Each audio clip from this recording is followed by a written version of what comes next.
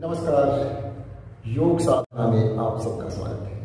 आज मैं घिरण्य संहिता में वर्णित 7वां आसन सिंहासन के बारे में चर्चा करेंगे। इसके लाभ के बारे में यदि आप चर्चा करेंगे, यह निराशा को दूर करने वाला आसन है।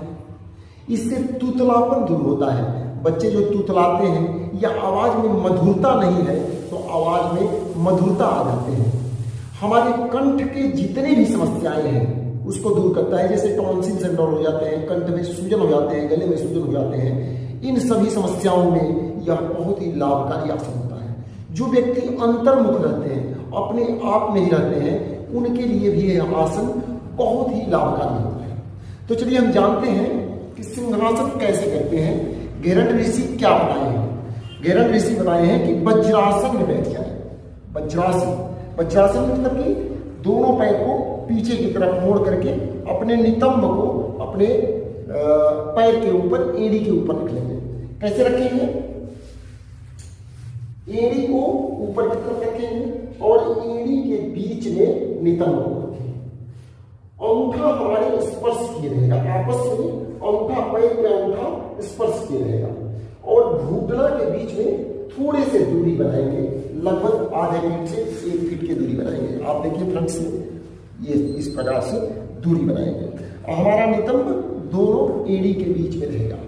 और घिरण्य ऋषि के अनुसार हमारे अंगुलियों को पीछे की तरफ रखेंगे और इस स्थिति में शरीर का भार हमारे हाथों के ऊपर हो जाएंगे।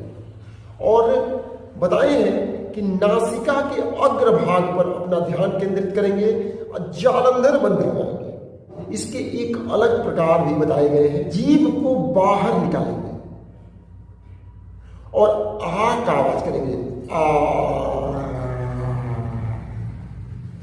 बहुत ही हल्का मधुर आवाज आ का उच्चारण करेंगे। जीभ को निकालेंगे और मधुरता से आ का उच्चारण करेंगे। जैसे में आंख खुला रखेगा, आंख खुला रहेगा, ध्यान नासिका के अग्रभाग पर रहेगा, जीभ को बाहर निकालेंगे।